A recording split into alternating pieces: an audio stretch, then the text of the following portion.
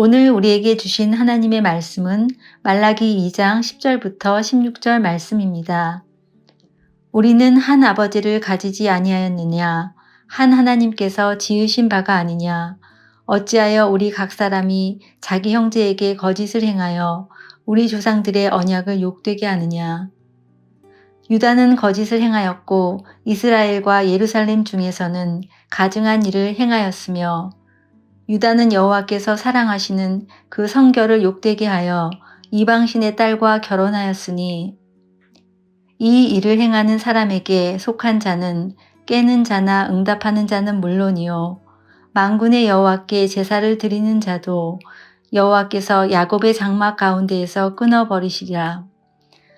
너희가 이런 일도 행하나니 곧 눈물과 울음과 탄식으로 여호와의 제단을 가리게 하는도다. 그러므로 여호와께서 다시는 너희의 봉헌물을 돌아보지도 아니하시며 그것을 너희 손에서 기꺼이 받지도 아니하시거늘 너희는 이르기를 어찌 됨이니이까 하는도다. 이는 너와 내가 어려서 맞이한 아내 사이에 여호와께서 증인이 되시기 때문이라. 그는 내 짝이요 너와 서약한 아내로되 내가 그에게 거짓을 행하였도다.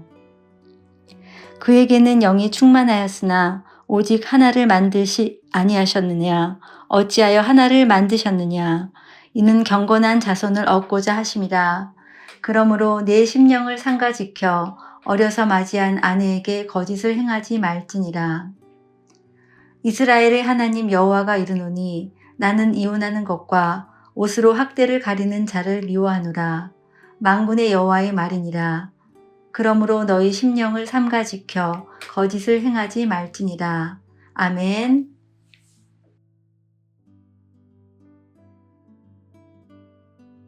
말라기 시대의 이스라엘의 영적인 상태는 대단히 저조했습니다.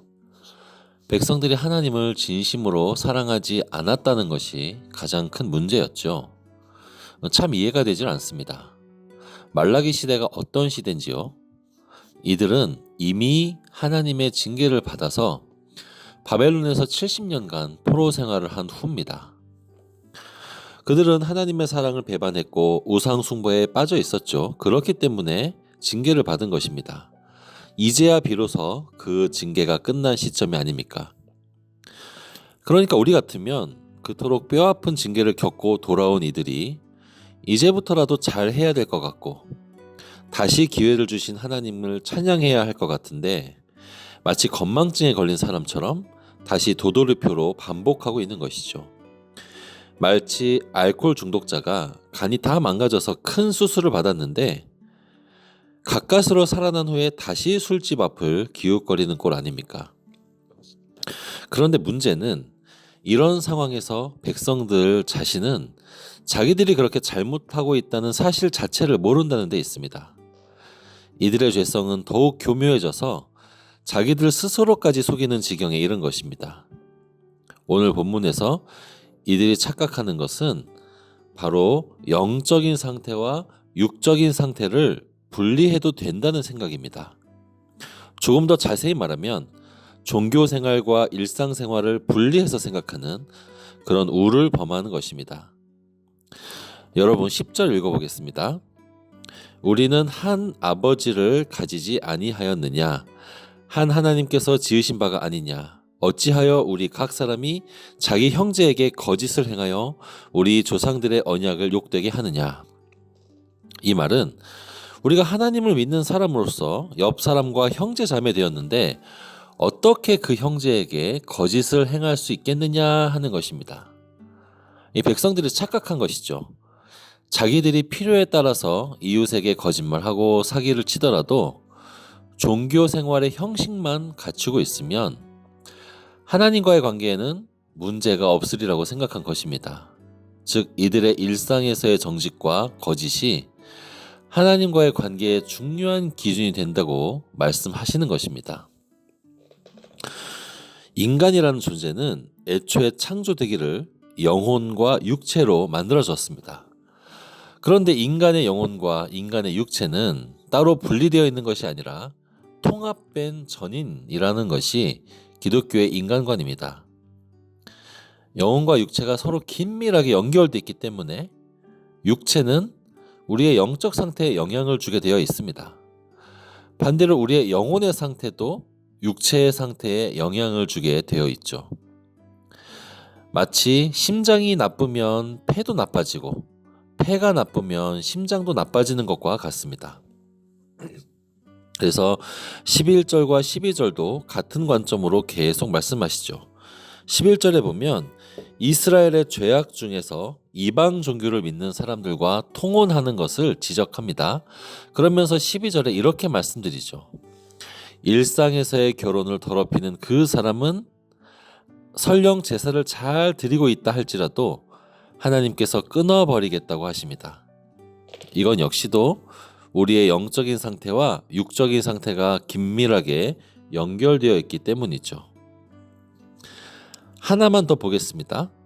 13절에는 이스라엘 백성들이 탄식하며 울부짖습니다.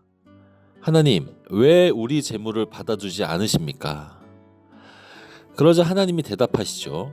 나는 너희들이 하나님 안에서 맺어진 언약 안에서 경건한 후손들을 낳으며 살길 바랬는데 너는 너의 아내를 함부로 버렸구나. 이건 역시도 이스라엘 백성들이 아무리 재물을 갖고 온다 한들 일상이 죄악으로 더럽혀지면 하나님께서는 그것을 엄중히 보신다는 것입니다. 결론적으로 하나님 16절에 말씀하십니다. 나는 이혼하는 것, 옷으로 학대를 가리는 자를 미워한다. 다시 말하면 일상생활에서 이웃들에게 피눈물 나게 하는 사람들, 그를 결코 용납하지 않고 받아주지 않으신다는 말씀입니다. 이 말라기의 경고를 보면서 우리 역시도 이와 같은 모습이 따로 없는지 깨어 있어야 합니다. 우리는 왜 이토록 쉽게 나의 종교 생활과 나의 일상 생활을 분리하는 것일까요? 왜 주일 아침의 경건한 모습과 월요일 직장에서의 모습, 그리고 밤 늦은 시간 가정에서의 모습이 그토록 다른 것일까요? 그것은 우리가 하나님과의 관계를 실용적이고 기능적으로 생각하기 때문입니다. 입술로는 여호와를 외치지만 우리 안에는 성공, 돈, 성적, 또 안락함, 이런 우상들을 키우고 있기 때문이죠. 이스라엘 백성들이 이방 여인들과 결혼을 할 때 그들이 정말 사랑에 빠졌기 때문에 그 결혼했을까요? 당시 이방 가문과의 통혼은 경제적 생존을 위한 또 번영을 위한 일종의 비즈니스적 선택이었습니다. 즉 그들은 성전에 와서는 하나님께 복을 빌었지만 정작 자신의 노후와 안전은 이방 세력과의 결탁을 통해 보장받으려 했던 것이죠. 이게 바로 우상숭배의 본질입니다. 하나님을 내 욕망을 채워주는 수단으로, 그리고 내 욕망을 채우기 위해서는 그저 눈 감아주는 종이 호랑이로 그렇게 전락시키는 것입니다. 그렇게 자기의 몸은 욕망을 따라가면서 적당히 종교적인 구색만 갖추면 하나님이 거기에 눈 감으시고 속아 넘어가실 것이라는 생각, 그것이 이들의 잘못이었습니다. 그렇다면 오늘날 우리는 어떻습니까? 저는 현대인들이 정확하게 이 말라기 시대의 잘못에 빠지기 쉽다고 생각합니다. 특히 오늘날 우리의 삶은 지나치게 파편화되어 있습니다. 회사에서의 나, 가정에서의 나, 교회에서의 나, 일상 속에서의 나가 다 분리되어 있습니다. 마치 오늘날 TV에서 유행하는 그런 부캐들이 우리의 삶 속에 모두 있는 것 같습니다. 그렇게 하면서 우리는 교회에서만 교회용 부캐, 교회용 가면을 쓰고 그 역할에만 충실하면 하나님께 사랑받으리라 생각한다는 것이죠. 여러분, 그렇지 않습니다. 모든 것을 아시는 하나님께서는 우리를 전인으로 보십니다.